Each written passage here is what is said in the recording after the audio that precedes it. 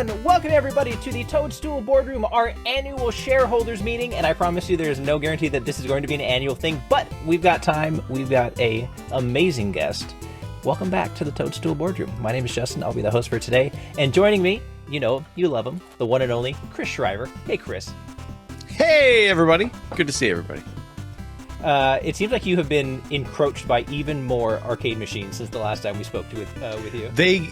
Every time, like once a month, another one, they just multiply, and then they just keep reappearing around me. It kind of looks like they... Just like your number of kids. Yeah. That's how it works. And that voice you hear, former chairman of the board himself, IGN's one and only Logan J. Plant. Hey, Logan. Oh my gosh, Boardroom On. I'm so happy to be back. This is really exciting. How you guys doing? Good, buddy. Good. Yeah, we missed you. Missed you too. I listened to the one episode you've done since we said Boardroom Forever. The Switch 2 Direct was perfection. I would have disagreed had I been on that show, but it was awesome to listen to it, and I'm happy we're doing another episode. And that's why we got rid of you, so you'd stop disagreeing with us. Yeah, exactly. Obviously, right. I joke, for those of you who don't know, which would be, if you somehow listen to this show, and you're listening to this episode, and you're like, I know those two guys up at the top, but who's that guy at the bottom? That's incredible. You must have only listened to Asylum episodes. But real quick, Logan, why don't you just tell the people where you work, what you do? Yeah, I'm over at IGN hosting Nintendo Voice Chat, weekly Nintendo podcast on IGN Games, and it's a ton of fun because, man, Toadstool Boardroom covered the twilight of the Switch years, and the second we shut down shop was the craziest year Nintendo's maybe ever had. So it's been a lot of fun over there this year. Yeah, and so a little indie podcast, Nintendo Voice Chat. You may have heard of it. If not, be sure to check it out. But we're not here to talk about Nintendo Voice Chat, although we might bring it up once or twice more. Instead, let's talk about everything that we've missed through in all this time that we've been away, including the entire release of the Nintendo Switch 2, which is pretty remarkable. We did talk about potentially doing a show around then, but nothing came together. So let's start there. And Chris, let's start with you because we haven't really heard your thoughts out in the public. So tell me, how do you like the Switch 2? What do you think of it? I am a big fan. I think it's a great device for if you're somebody that missed out on the Switch 1 generation. It's kind of insane how much is there, especially top quality content at pretty high performance. Going back and finishing Tears of the Kingdom over the summer, which I did do on that. Yes. Was pretty great. Being able to play that game at 60 FPS. I still don't care for that game very much, but the performance was incredible. And turn into a Tears of the Kingdom spoiler cast nope. right now? Nope. No, we don't. No, we don't. But no, being able to play that game, 1440p, 60 FPS was great. I really only have one gripe about the system, overall, completely. I think the screen is terrible in handheld mode. I think it's terrible, inexcusably bad, mainly because of the ghosting. That I think most people probably don't notice and aren't sensitive to, but I am. So I have to say it. But otherwise, I mainly play it on the TV anyway, so it kind of doesn't matter. Also, it's been really cool. This is this is my son's first Nintendo console. He's been this is the one he's growing up with that he will remember. So cool. every other day or every couple days, he'll come up to me, Daddy, Mario Kart. It's okay, and then we have to go to the character select screen. He has to pick the Bumblebee, and then takes a million years. Car he's feeling about that day. What's that? I said it takes a million years to sort through the character select screen. It does, yeah. Well, did they? I feel like they rearranged it in the latest update because I had. Oh, maybe it's just been a while. I don't know. I had a really hard time finding some of the characters. I was trying to find Cal for 2 minutes today with him, and he was like, "Cal!" What to tell you, buddy? I can't find him. There's always been completely random sort order, and then the order that actually makes sense. And for some reason, completely random is the first choice. I don't know why they did that. Yeah, it's all over the place. But yeah, I mean, overall, I'm very happy with the system. As far as exclusive Nintendo games are concerned, I think if this year has shown us anything, it has a very bright future ahead of it. It feels like a bit of a GameCube renaissance. In terms of Definitely. Kirby Air Riders and Metroid Prime 4. And, so I'm super excited. for what they have, cooking up for 2026. Yeah, I think I'm with you on that one. I like the hardware quite a bit. It, as we talked about before, spec-wise, it really matched what I wanted it to be, more so than I'd anticipated. And so far, that's proven to be true. The performance is really good. People complain about the screen, but my Switch 2 screen is a 65-inch OLED, so I don't have any complaints whatsoever about the screen on that thing. I don't like to play in handheld mode, but I will say I find it a better device in handheld than the Switch One. I think the size of the Joy-Con are a little bit bigger. They fit a little more comfortably. Still not exactly the right size for my hands, but not bad. And when you split them, they work extremely well. Like there's like the place where I live, there's a little fitness room, and I've like posted up on the treadmill with a Joy-Con in each hand and just walking and playing in that I found has worked pretty well. I don't have any opinions on things like the battery life because I really do live docked. Although I will say that chunky back on the dock, I have a really tight space in my entertainment center, and I'm always like knocking it over or knocking the back cover off of it. And so like that's my one critique, but the hardware is great. The way the Joy-Con snap into place is really satisfying, feels really strong. The library so far I feel like has been good. It's been a solid first year lineup. Donkey Kong Bonanza probably being the title that shows off the hardware more than anything else in terms of like that destruction of the ground and things like that. But I think it looks great. It works great. The interface looks awesome. I have a hard time picking up my old Switch at all, just because of all these things. But Logan, I know that you've used it a ton for work, for reviews and things like that. Now that we're 9 months into its life, maybe 6 months, like six months into its life. How do you like it just overall? Yeah, I love it. I echo a lot of what you guys say. And on TV, I have pretty much no complaints. I think it's fantastic. Handheld, I agree. I don't have the same issue as Chris. I'm thankfully not. I don't have the curse of the Shriver where I am too in the weeds technically. Cursed to see minutia ghosts. Bothers me. You're not the kid from The Sixth Sense like Chris Shriver? No, yeah, exactly. Cursed with knowledge. Actually, Chris, I had a question about that. What's that? There's like rumors or people saying there's 2 different production runs of Switch 2 screens, and some are way worse at ghosting than others, and it's kind of luck of the draw of which one you got. Is that true to your knowledge? Yeah, as far as I know, I'm aware that is true, and I withdrew poorly. It's my understanding. I haven't torn mine down, and I don't play it. The only way that I would is if, Retro Remake. If they put out an OLED display that you can install. So back before the Switch 2 came out, I had talked about putting an OLED screen in my Switch Lite. I had ordered it, and then the Switch 2 was announced, and I actually canceled that pre-order and put it towards my Switch 2 because I was like, as soon as the Switch 2 comes out, I'm not going to play the Lite at that point.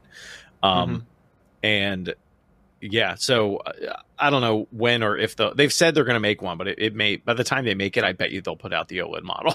So yeah, no, I do love the Switch 2 though. My biggest issue in handheld mode is I hate that a lot of my Switch 1 games just look worse on Switch 2 than they do on my OLED in handheld mode. That 720 that's stretched out to fit the 1080p screen in handheld, it just doesn't look good. Like Metroid Dread looks blurry, and that sucks because that game is gorgeous on the Switch OLED.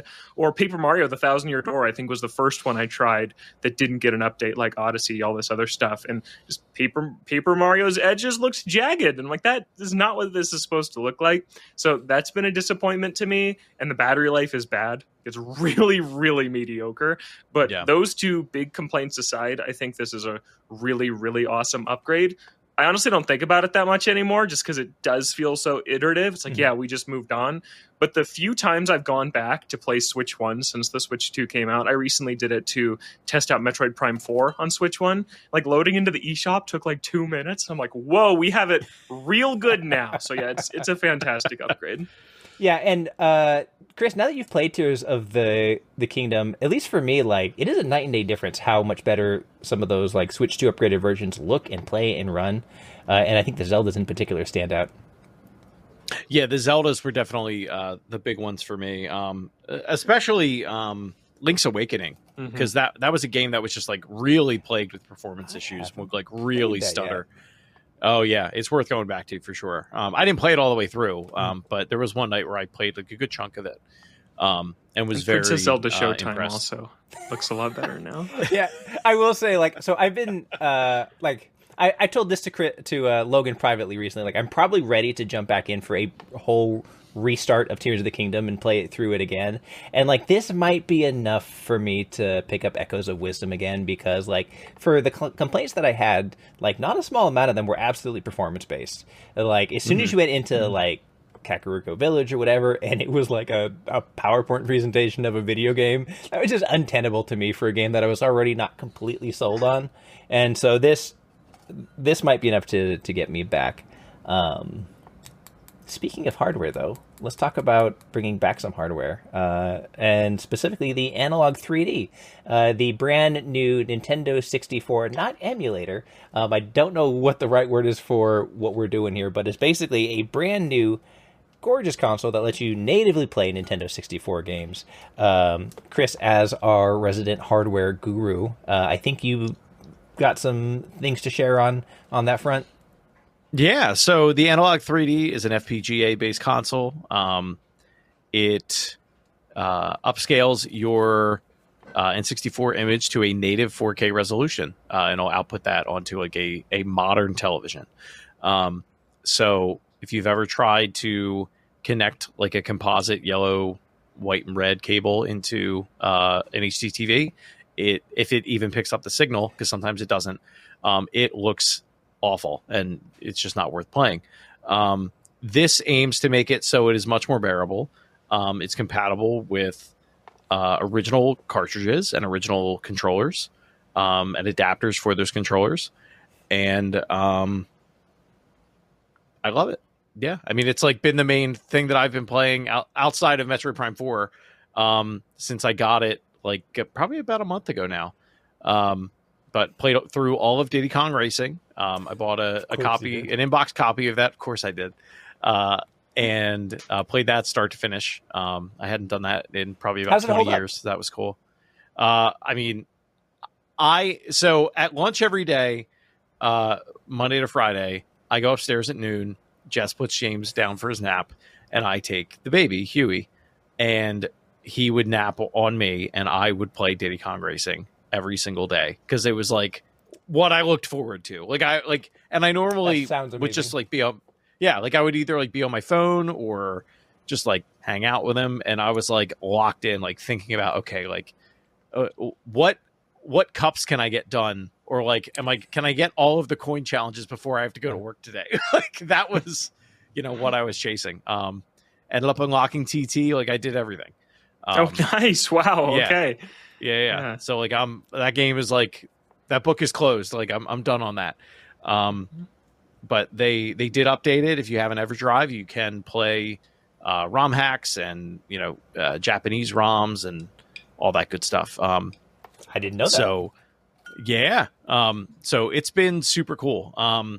If you are somebody that either has never experienced the N64 and you're curious, or if you grew up with it and it's been a long time, you want to revisit it. Like, I didn't realize how much better it would be than it is. Like, I've played on emulators on so many different devices over the years for so long. And my regular N64 is right over there. Like, it's like I still have it, but being able to play like on a big modern TV like that, like with CRT shaders, and you can overclock games on it so they run better than they did on the N64. Like, it's a pretty wild system if you're really into like that era of gaming. Like, it's not for everybody, I will say that, because like a lot of N64 games don't hold up.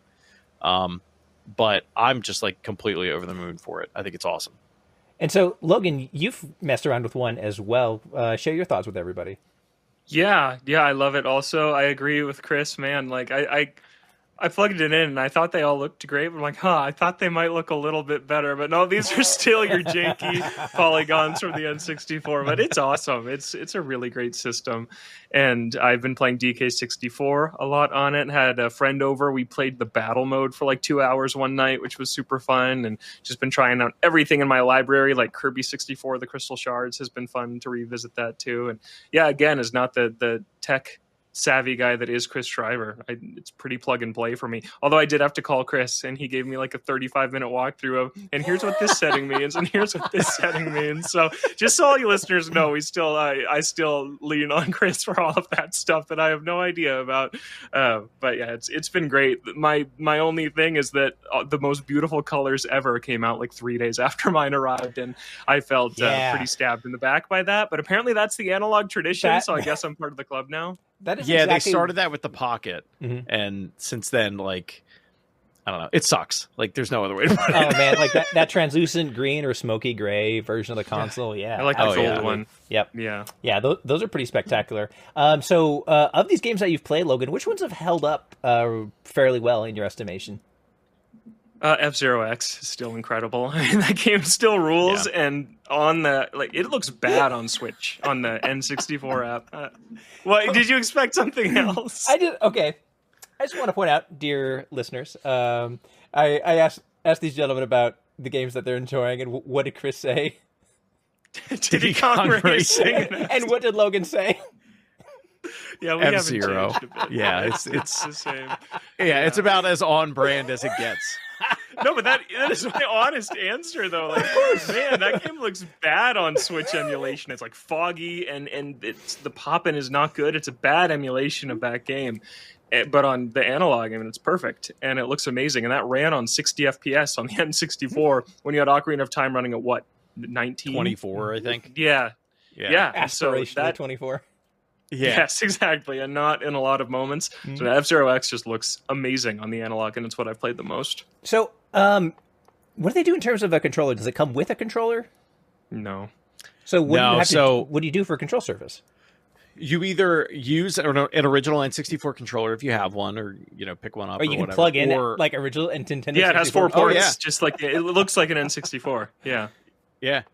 And then 8BitDo also makes a wireless one that's like kind of like standard or like traditional controller shaped, like not N64 traditional, but like an Xbox style type of controller. That's what I've been primarily playing with. I got 4 of them because I'm me. And it's been great. You can also like use that with a PC. So a lot of these like recompilations and decompilations they put out, like Star Fox on PC and Ocarina of Time on PC, like you can play all those with that N64 controller, and like it's amazing. Can you use it on Switch as a Bluetooth controller? Yeah, That's cool. Are there like wireless in Nintendo 64 shaped controllers out there? There's the NSO one. Yeah, there's the NSO one, which you can get Bluetooth adapters for the N64, the original N64, or for this one. I don't think the NSO one works on the Analog 3D yet. Weird. 8BitDo also sells I swear I'm not sponsored by them at all. It's just like they're the ones that are doing it. But if they want to. If they want to, I mean, I'll take their products. I was going to say, at the top of this show, you're like, there's no guarantee we'll even do this once a year. But yeah. I didn't say they should. I said they could. They could. Yeah. I never said it was a good idea for them.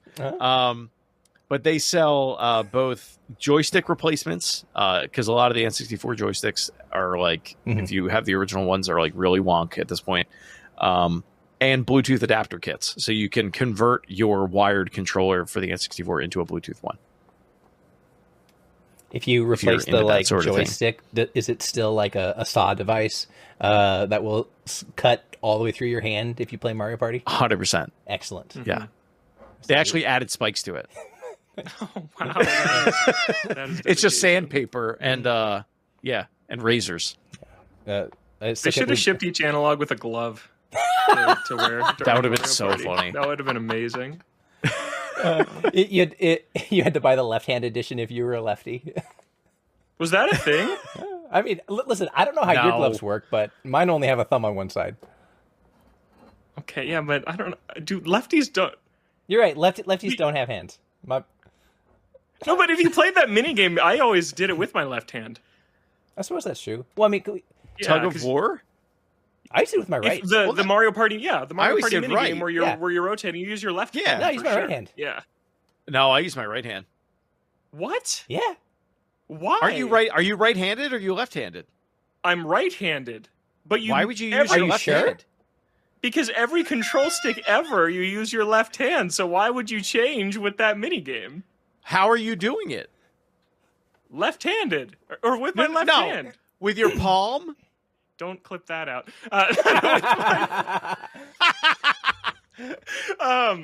With my palm, you hold the N16. I don't have one within reach, which you would That's think fine. that I would. But you hold with your right hand like always, with your fingers like on the A and B button, and then you use your palm on the control stick. Did you win? Of course not. Yes. There's no way. I don't believe you. What do Alright. you do? Like The exact opposite. You continue to hold it in your left hand. Your right hand comes off, goes right on it, and Wait, so where do you hold it? Where do you hold it then? With your left hand, where are you holding the controller? like from the left side near the D-pad, right? Because it's got 3 handles. Oh, I would just grip it from the back. Like, Oh, I would you guys manage are to crazy. handle it. And just All right. You guys are crazy. All right, dear listeners, let us know what is the right way to hold the controller and play Tug of War on Mario Party. Yeah. So are you telling me that if you play that on Superstars on Switch, you reach all the way over with your right hand to the left control stick and do it that way? If I'm playing that on Superstars, I am palming. This is a Super NES controller, but stick with me. I'm holding it like this, and then I'm going like this. Yeah. The idea of even trying to use my left hand it's confounding to me. It makes me uncomfortable. Yeah.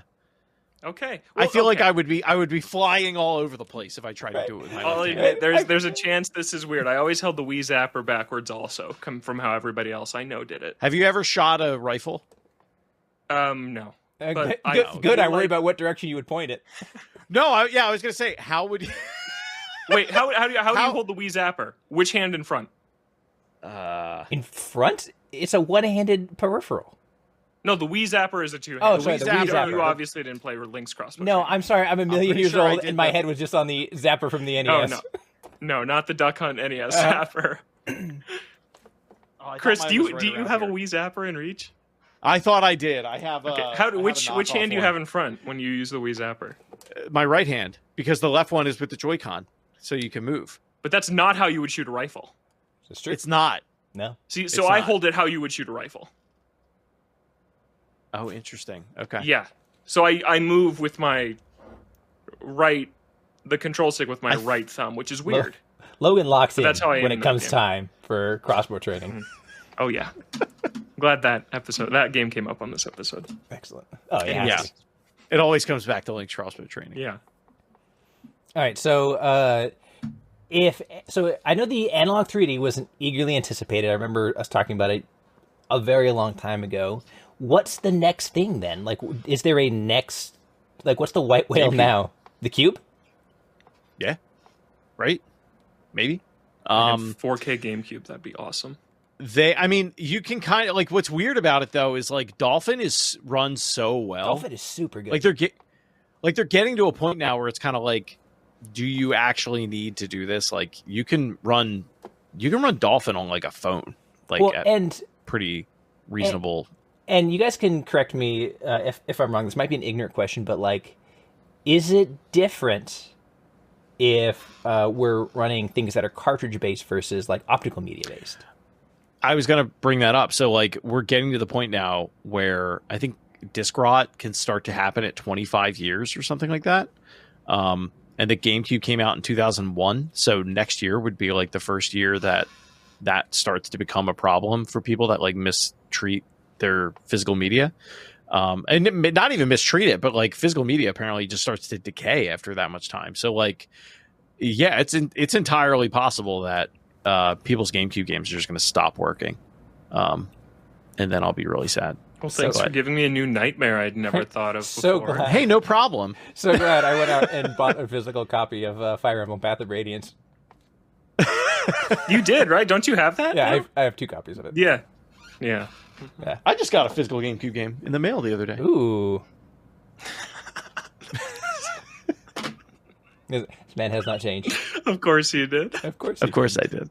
Why would you? Why did you get Mario Power Tennis? I love Mario Power Tennis.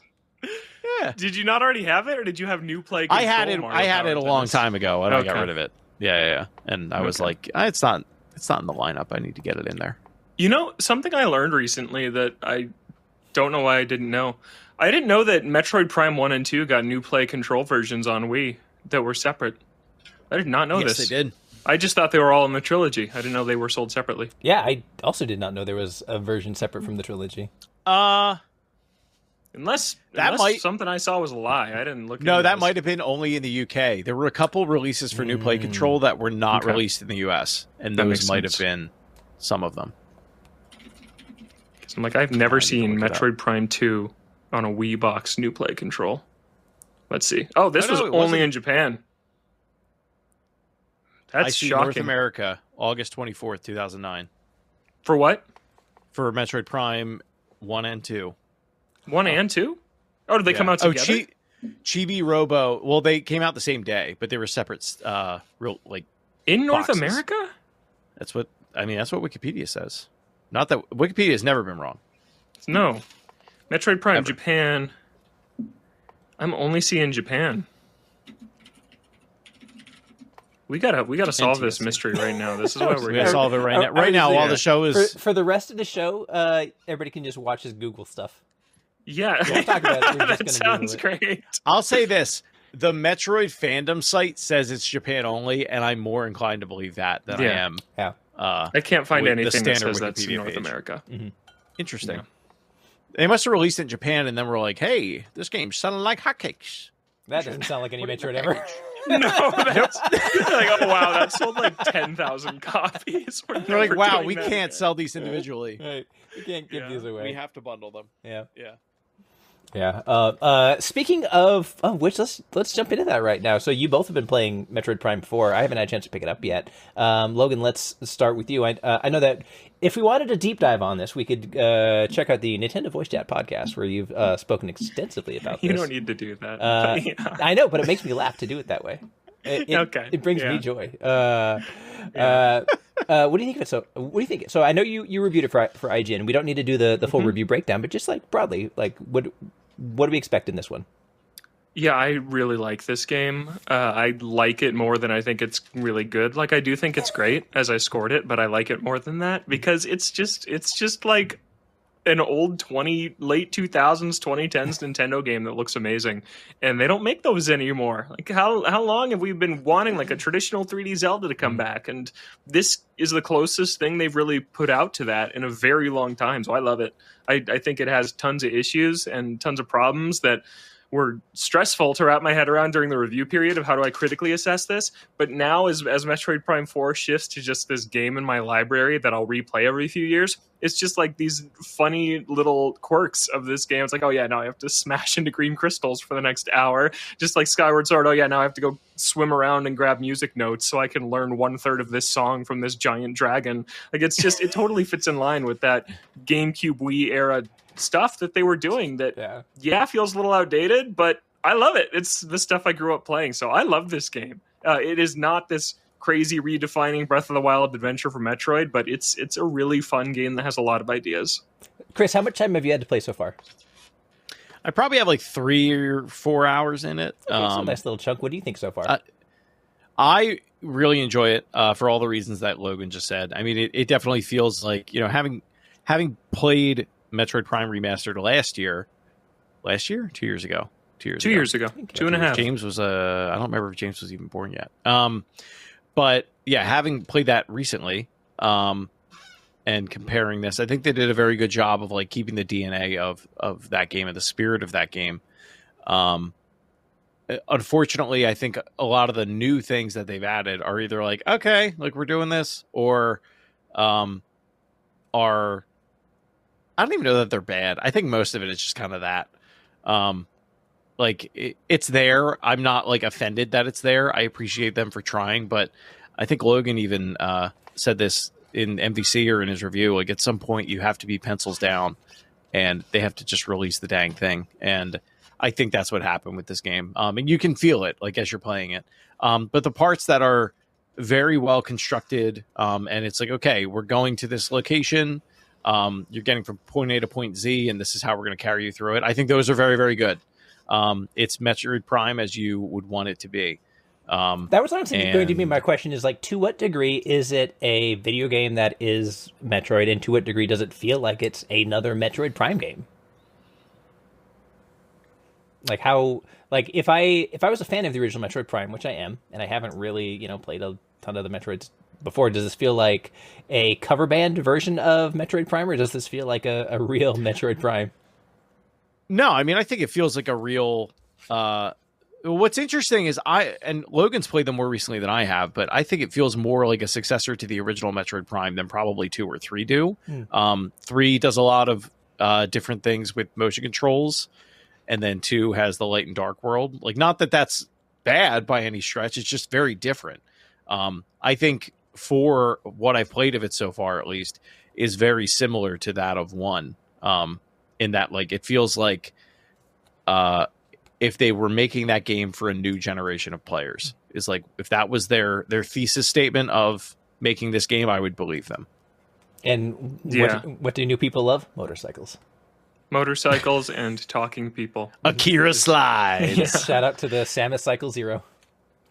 Yeah, I think it's like equally a sequel to Prime 1 and Prime 3, just because it is a lot more linear and has more characters like Prime 3 does, but it is totally trying to be Prime 1, and like the story is it's the Force Awakens to A New Hope. It is they took Metroid Prime, they shook it up in a blender, they changed the species name and a few small details. It's like, oh, here you go. Yeah, it's I won't get into spoilers, but like the story of the Lemorne is so dang similar to that of the Chozo from Metroid Prime 1. It's like it's crazy. They're just retelling it in a different way.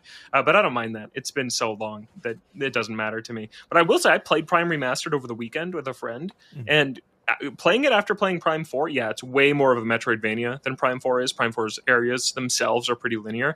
But I think people would melt down at a lot of stuff that Metroid Prime 1 does if it came out today as a new game that I think they have forgotten with some rose-tinted glasses at that game.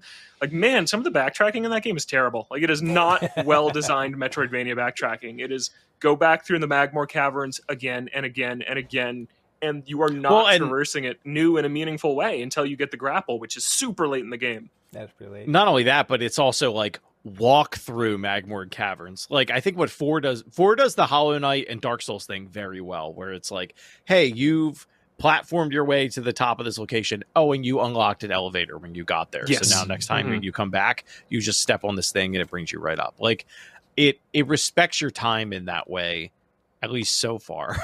I can't speak for... It always respects your time in that way. It just disrespects it in other ways.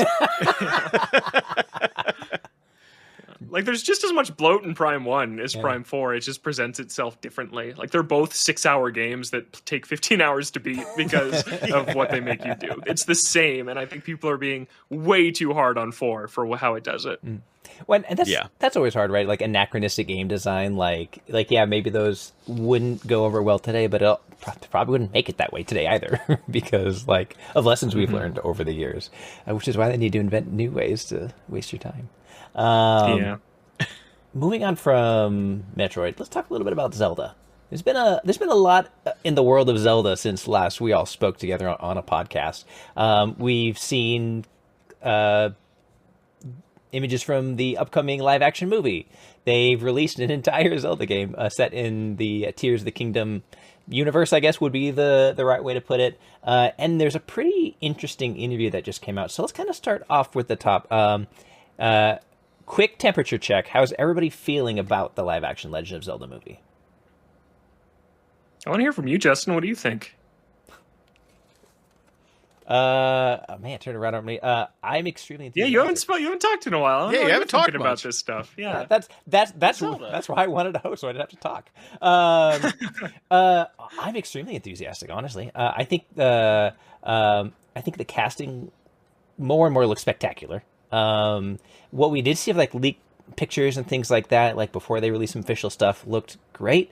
Everything looks extremely on location and practical, and I've seen some breakdowns of like these are very clearly like hand stitched costumes that they're wearing, like a not that it's going to be anything to that scale or as majestic, but like to like a Lord of the Rings like level of detail, so like as much as, again, you can go back a couple years to some old shows where I talk about how I wish this was a Netflix anime in the style like Castlevania or something like that. It's everything seems like it's falling into place and they're doing everything right. And so I'm probably higher than I've ever been, honestly, on the concept of a live action Legend of Zelda movie. Chris, have you seen any of the set shots, and where are you with this one? I am, as I always am. I'm cautiously optimistic. Like, I think the official stills that they released were promising, but I need to see a trailer of the two of them interacting. I need to see them like doing the Zelda thing on a horse, and like, you know what I mean? Like, what is I just the need Zelda thing? How would you define the Zelda thing? Oh, perfect. No. That is what Zelda says when he swings his sword. Yes, he does. Zelda. Yeah, no, I mean, I want it to be good. I want it to be better than the Mario movie, and I think if it can achieve that, then I'll be happy. I think that's where I'm at. I certainly expect a lot more out of it than I do out of a Mario movie. Fair or not. Yeah, like what is the demographic going to be? Is it going to be like Hunger preteen? Games? Is it going to be like I hope it's like Hunger Games level. Which I think is perfect, honestly. Like a lot of the Zelda manga are like young adult targeted. The Twilight Princess one in particular comes to mind and is really, really good. And that's just it. Like, I don't think the Mario movie needed to be a good movie, and like it was fine, but like it needed to be entertaining and silly and sensory overload. And that's really the furthest thing from what I need out of a Legend of Zelda movie. Mm-hmm. Yeah, I agree. Go ahead, Lloyd. I'm optimistic too. I was also a big hater of this announcement, but I think every decision so far has been good. No stunt casting at all. It's not celebrities playing these characters. It's nobodies, which is the right choice. Mm-hmm. They're shooting out in nature in real life environments, not in a big blue screen. So I think it's looking good. I totally think it's going to target that young adult, like 13 to 17 audience. And man, if it goes well, like Zelda this could be a huge shot in the arm for Zelda, which is already doing better than it ever has been. So I'm actually excited with the direction. Even if I might not end up loving a young adult movie, I think it could be good. And I think it's going to be a big hit. I have... Go ahead. Oh, sorry. I have this feeling about it where similarly to how I felt with like the Deadpool Disney situation, where it's like, okay, Disney now owns Fox. Are they going to let Deadpool be Deadpool, or is this going to get watered down? And I wonder that with, not that I need this like incredibly gruesome, gory Zelda, like that's not what I'm asking for, but like if they're leaning more Twilight Princess, are they going to be, how serious are they going to be with it? Is this going to be a Dark Knight movie, or is this going to be an 89 Batman movie? You know what I mean? Like, I think that's what I want to see is what is the tone of it? And how does it make you feel when you watch it? I think that's a good point. I think if it came out as like especially campy or something like that, I might revolt and go back to my prior stance on this one. But Zelda's so campy. Zelda is so campy. It can absolutely be silly and things like that. But there's a level like what I need them to do is make this as not Joss Whedon as possible. That's really what I'm asking for. Yeah. Yeah, which Metroid couldn't do. So that's what it recently tried to be. Let's talk a little bit about the new game that just came out fairly recently, The Legend of Zelda: Age of Imprisonment. Logan, I know that you finished the game. I'm gonna guess I'm like at a third-ish way point. This is a weird one because like I don't want to spoil it necessarily, but like if you kind of know where this one ends up, which makes for an interesting story as well. Turns out they don't go back in time and slay Baby Ganon, and everybody lives happily ever after. You and I talked about this just chatting the other day, and I think you and I share an opinion that maybe goes against the grain with a lot of what we're seeing from the sentiment on this one. Do you want to share that with the audience a little bit? Yeah, this is something I haven't even really talked about that much because it's been such a busy fall, and this was already like 3 games ago. We haven't talked about this game very much, and I think it's really, really disappointing how Nintendo refuses to commit to Zelda as a legitimate main character of the games they even claim she's a main character of. Echoes of Wisdom, they make her not talk because Zelda apparently can only have silent protagonists, even though Zelda talks in every game she's in. Disappointing choice. felt like you were just playing Link, basically. Like it did not meaningfully change that experience. And then Age of Imprisonment, like she's not the main character. She's not the second main character. She's not the third main character. I'd say she's fourth billing of Hyrule Warriors, and she is front and center on the cover, and she has no narrative arc in this game at all. And it is just really disappointing to me because I know we both really like this Zelda Patricia Somerset's performance in this entire era of games. This should have been a big send-off for that character, and it's not. And I was really, really bummed by the direction they went for the story, for that reason being a big one, but other reasons as well. I was disappointed in Age of Imprisonment's story. Yeah, I think that's been my biggest hang-up, and what has kept me from finishing it so far is anytime I get to play as Zelda and the story is centered on Zelda, I love it. And it does a lot of what I wanted the series to do for a long time, which is like Zelda front and center and actively in the action, right? Not sitting back and summoning like ghosts of Keys to like do everything while she goes and hides behind a rock, but like she's a badass. She's out there fighting and doing cool stuff and like seems powerful and important and all these things. And it does that a little bit early on, but then it absolutely shifts to like, I'm just going to call it like multiple protagonists, and kind of leave it roughly vaguely there. I think most people kind of know at this point, like what they do from a character standpoint. And anytime I have like actual story missions, right? Like main missions where I'm playing as Zelda, I'm in, I can't get to those quickly enough. But then just like in Age of Calamity, you have all the like kind of like time filling BS in between where you've got a million icons that light up your map that you do mostly just click on a bunch of them. And then you have like random missions that give you items so that you can click on the other buttons you couldn't click on before, which is frankly not a very fun way to like spend your time in a video game like this. And then you do the other story missions where Zelda's not even there. Like she's not present. She's not part of the battle, the story and all that stuff. And these characters are the ones who are like, have intrigue and you learn about them and they have character development and things like that. And so when we do go back to Zelda and then she just sort of like checks off her next mission and then you go back to doing a bunch of this other stuff and a bunch of this side BS. Then you're spending time with this other character. And it's like, I just want to play through this game, at least like in his like core story as Zelda. Like that's what I want. And really more than anything, I think what I'd like to do is go back more to like the first Hyrule Warriors game, which was a like long spanning linear narrative focused on Link. Massive cast of characters, lots of like side missions you could do and things like that. But the story was like all about Link as a character and the adventure. And he absolutely had an arc of like getting and finding. He's a jerk in that yeah, game, which is like surprising. Getting too big for his britches once he gets the Master Sword and becomes really powerful, and then being humbled and having to come back from that. Like that's an arc, and like it doesn't have to be like, you know, I'm not saying Zelda needs to become an a-hole or anything, but I would love for like again for her character to develop, and if we're not going to do that, at least let me spend a bunch of time with her, and we're not, and it's really annoying, and like I get that Rauru is the, you know, king of Hyrule and he's cool and interesting, but like I don't want to spend all my time like stuck in his head and dealing with him. And frankly, he behaves a little strange narratively in a way that's a little unsettling at times.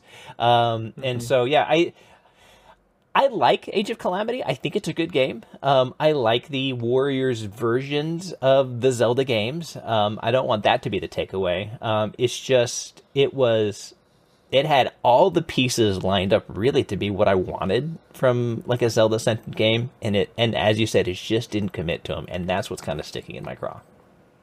Yeah, really disappointing. And like the number of characters you recruit that are just nobodies, some of them are actually fun to play as, but it's like, I think Age of Calamity is so much better than this game. Yeah.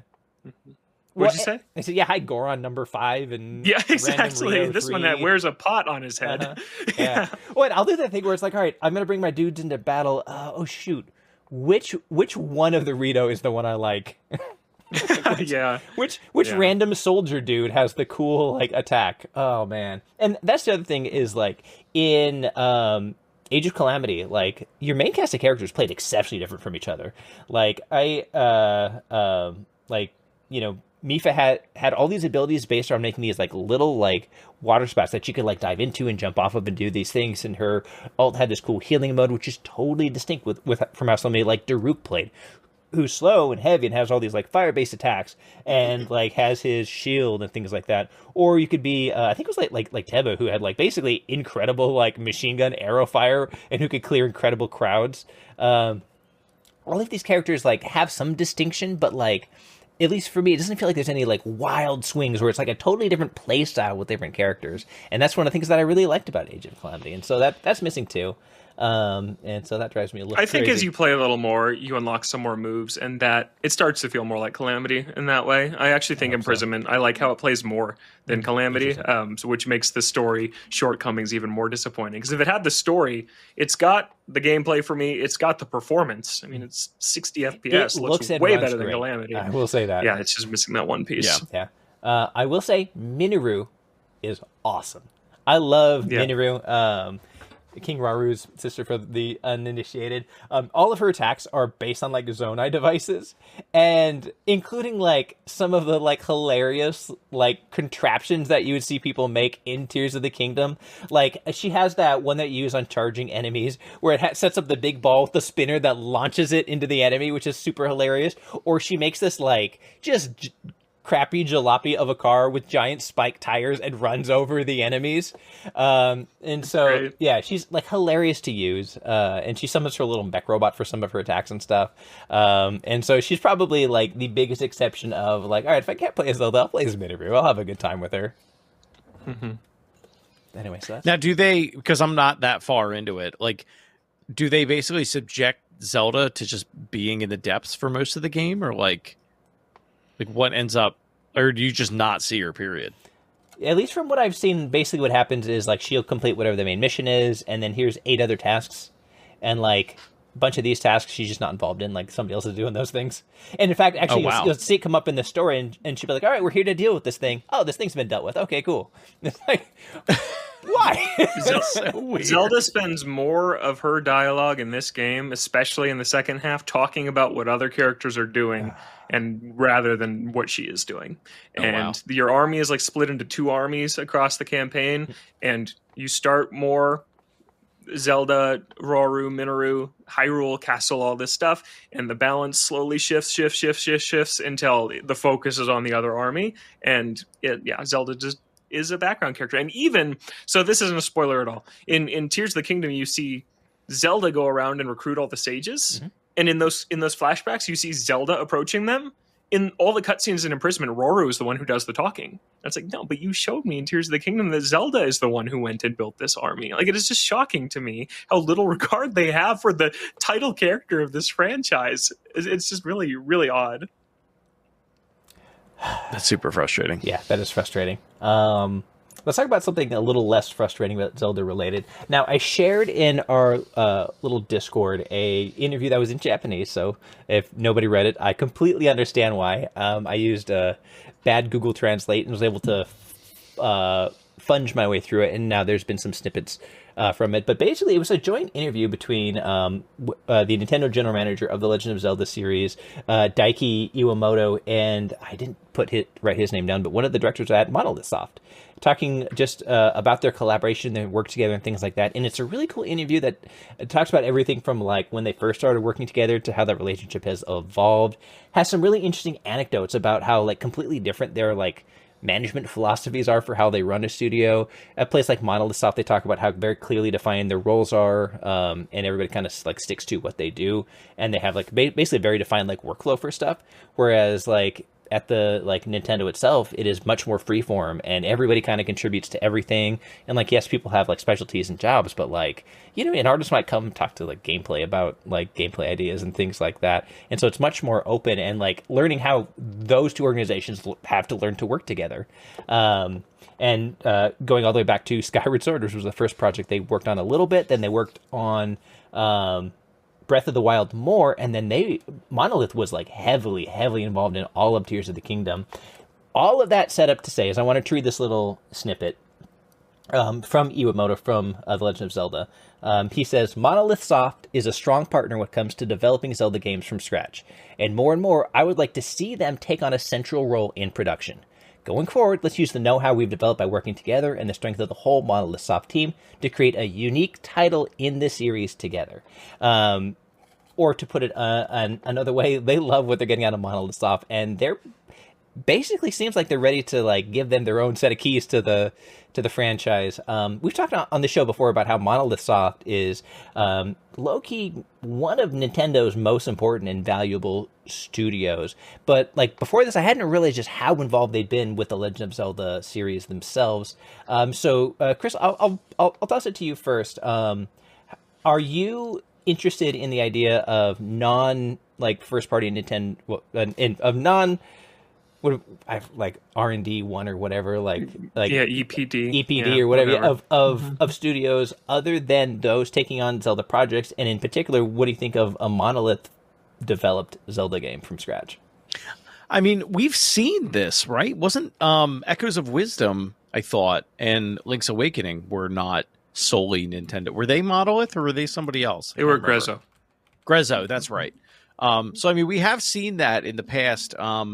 I think there is certainly a place for it. I think given the scale, if Nintendo's going to maintain the scale of Breath of the Wild and Tears of the Kingdom, like they need to do this, because otherwise, like Zelda becomes every Zelda game becomes Metroid Prime 4. Like the development cycle of like, here's this gigantic AAA Zelda game, taking 5 to 7 years to complete.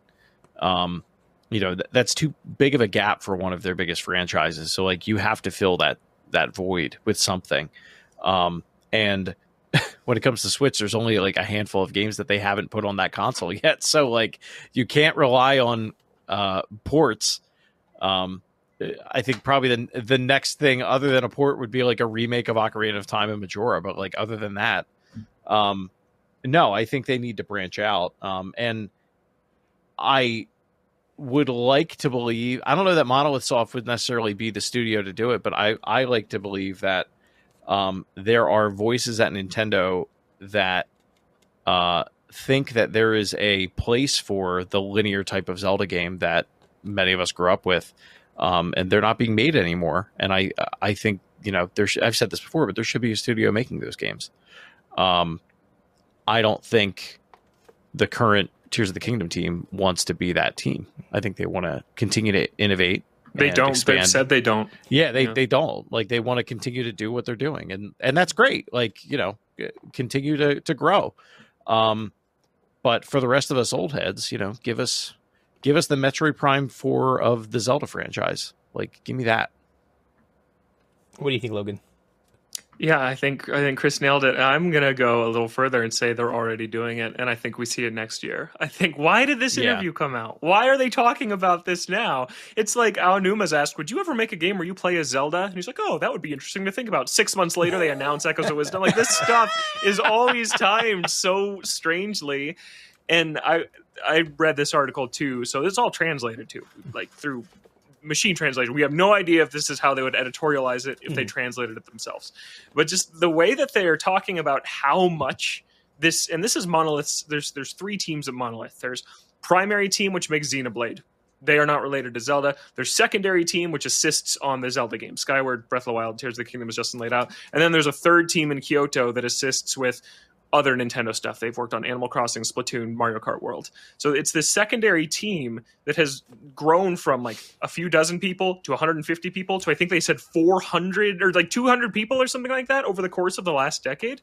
You're getting to the point where that's enough people to make a traditional 3D Zelda game. Tears of the Kingdom was almost 3 years ago. I bet that a game like that would take 4 years to make. I think we see it next year and it comes out the year after. Like I totally think that's what they're doing, and they're just kind of hinting at it right now.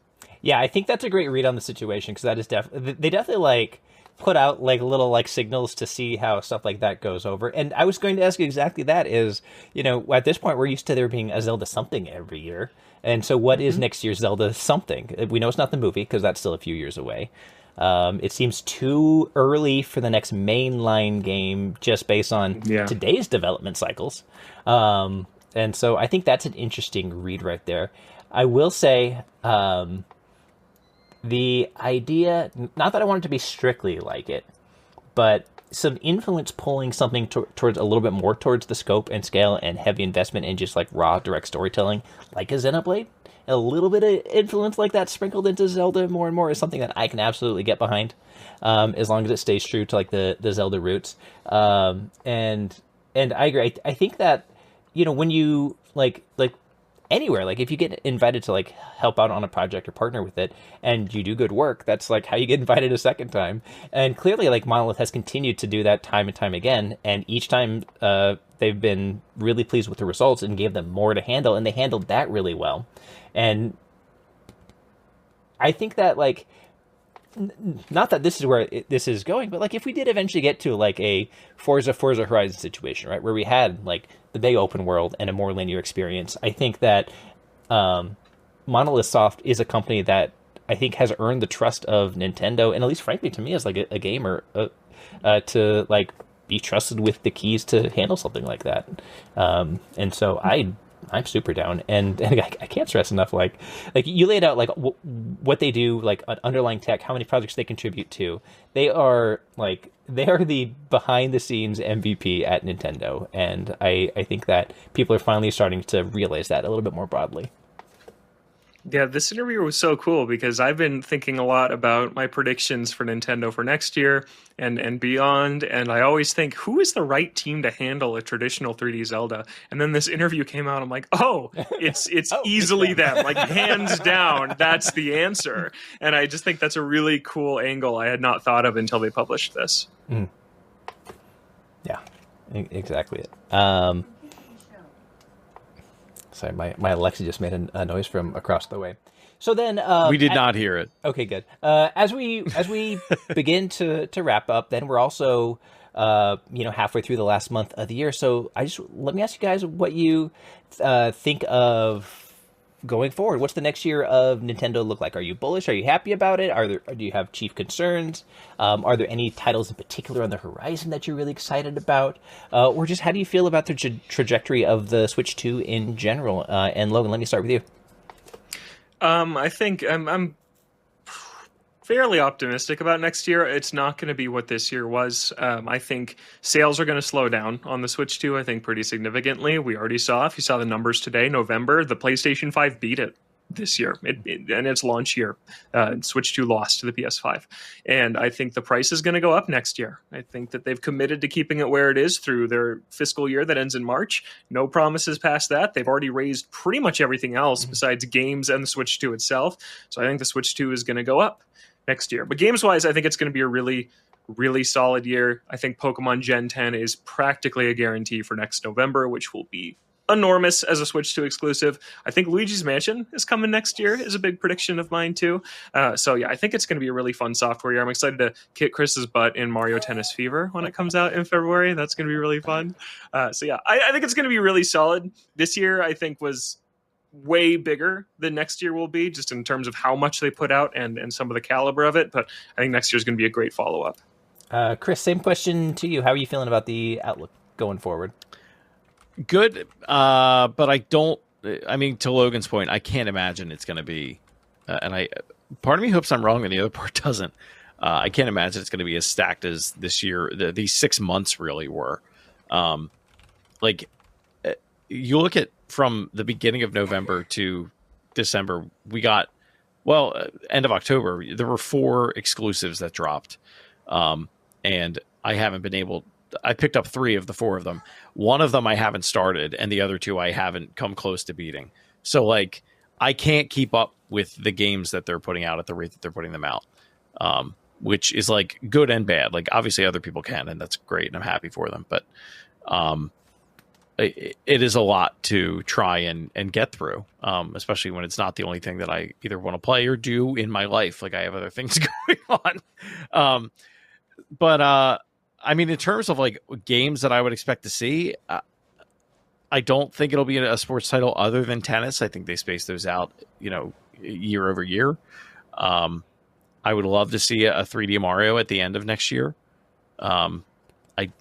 I don't know what to expect from that team, or I don't even know what team would be making that now, quite honestly, because the Bonanza teams obviously did Bonanza. First time that game's been mentioned. My God, what a game! Yeah, rumor has it you like the game a little bit, Logan. Yeah, I might be a little obsessed with that game. A little bit. I would really like to see a Metroid Prime 2 and 3 re-release for Switch 2. Just be able to revisit those games. I don't want them on NSO. I think that's where they're going to end up. I want a Wario game, and like I don't even mean that like in a meme way. 'Cause, like I know I'm the Wario guy, but like, I want like a either a platformer like Shake It or Land, like the Wario Land games, or give me a 3D game that's like completely different.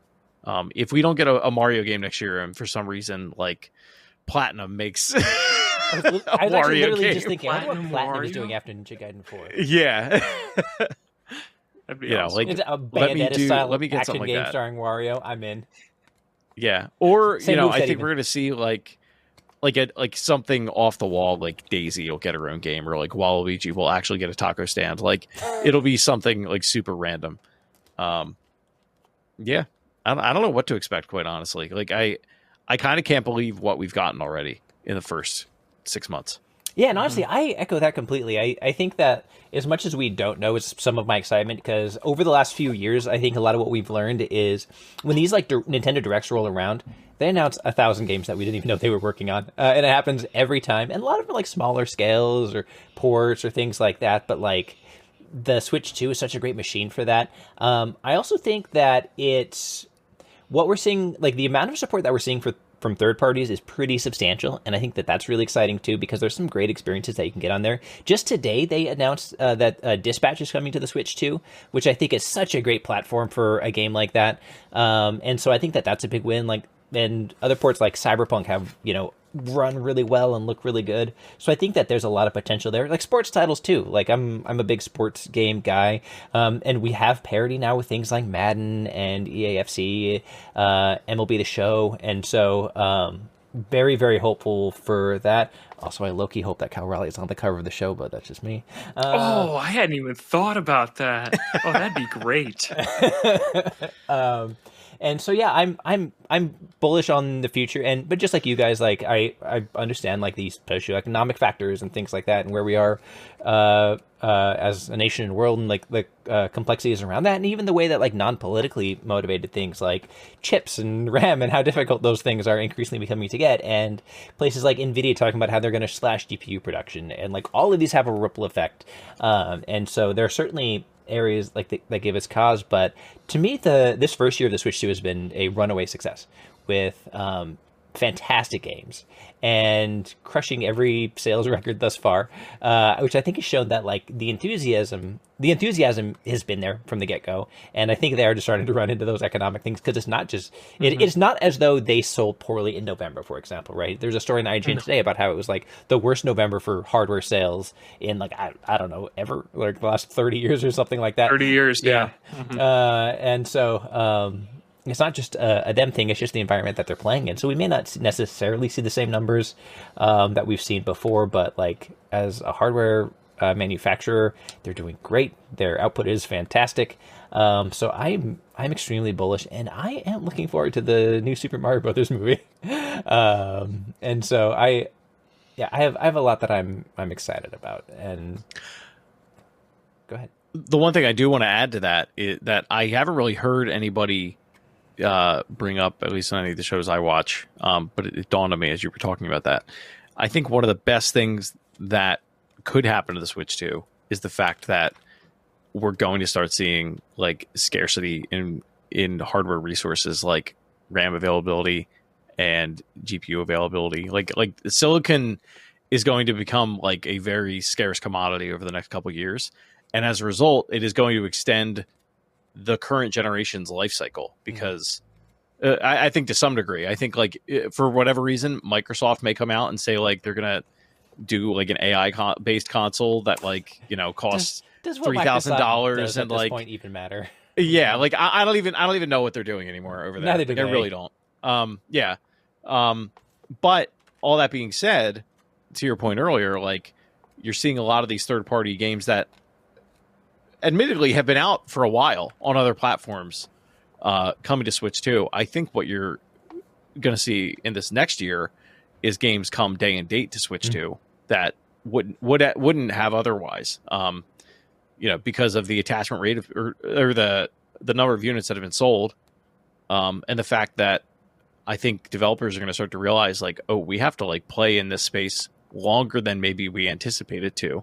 And there's things that have been, in development for so long that they're just going to have targeted that hardware and start to come out. Yeah, certainly if the like PS5, Xbox Series X and S generation gets extended, that does mean that the hardware needs of games that are produced will more closely align with what the Switch 2 is capable of. And so I think that, to your point, that's a good thing. Yeah, that at least as a Nintendo gamer, like that's pretty beneficial to it. And frankly, the constant search for more power, like that you see in consoles and PCs and stuff, I don't think is necessarily a good thing for consumers anyway. So a little tapping of the brakes may not be the worst thing that ever happens. That being said, I think we need to tap the brakes on our podcast. We're running up against time. I know. What a transition, though. So it was good. Thank you. It's no Logan J. Plant transition. You'll have to go to Nintendo Voice Chat to hear those. But as we wrap up, Chris Shriver, let's say hypothetically, somebody wanted to find you. How would they go about that? I'm not on the internet that much anymore. I creep on people, but I take an FBI in the show. As the Zuckerbergs do. No, I am at Shrives93 all over the internet. I really don't post on Blue Sky that much. I'm off of X. Like my X is there, but I only use it for Wario 64. I'm probably on Instagram more than anything at this point. One of the best things on Twitter still. Yeah. Instagram's probably the best place to find me. But it's mostly me just posting memes and pictures of my kids. So that's all we need. That's what you're going to get. How about you, Logan? Yeah, you can find me online at Logan J. Plant and on NVC every Friday. And I missed you guys so much. I mean, we still talk all the time. Like I talk to one of you, I feel like almost every single day. But I missed doing a show with you guys. This was really, really fun. Same. This is very good. It makes an hour fly by. I will say that. Yeah, it really does.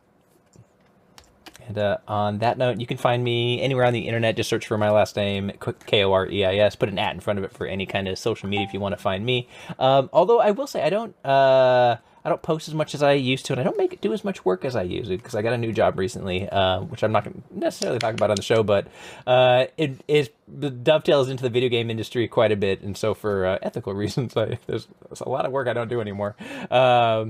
But congrats, Justin. Thank you. Awesome. Thank you. I appreciate it. On that note, that's another episode of the Toadstool Boardroom. If you have managed to find the show, good for you. If you are still following us on places like Spotify, that's incredible, and we love you for it. And I love you guys. I missed you so much. It was great to talk to you both again. Yeah, you too. Love you guys. You too, buddy. And so, until next time, Boardroom off. Boardroom off. Boardroom off.